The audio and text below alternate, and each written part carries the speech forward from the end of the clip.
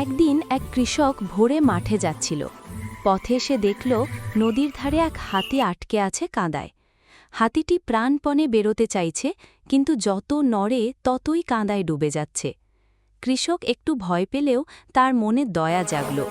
সে ভাবল, এত বড় প্রাণীকে বাঁচানো সহজ নয়, তবে চেষ্টা করা যায়। কৃষক দড়ি আর কিছু বাঁশ এনে জাল বানিয়ে ফেলল।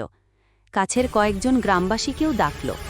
তারা সবাই মিলে অনেক কষ্টে হাতিটিকে টেনে তুলল। হাতি মুক্ত হয়ে আনন্দে জল ছিটিয়ে সবাইকে ভিজিয়ে দিল, যেন কৃতজ্ঞতা প্রকাশ করছে।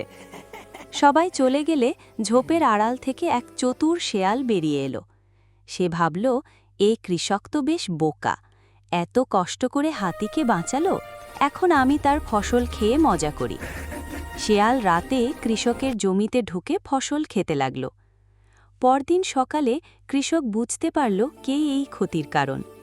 সে হাতির কাছে গিয়ে বলল, তুমি যদি সত্যি কৃতজ্ঞ হও, একবার সাহায্য করো।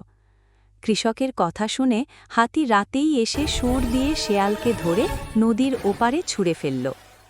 এরপর থেকে কৃষক আর হাতি পরম বন্ধু হয়ে গেল, আর শেয়াল দূর থেকে দেখে শিক্ষা নিল, অন্যের উপকারে বাধা দিলে একদিন নিজেরই ক্ষতি হয়।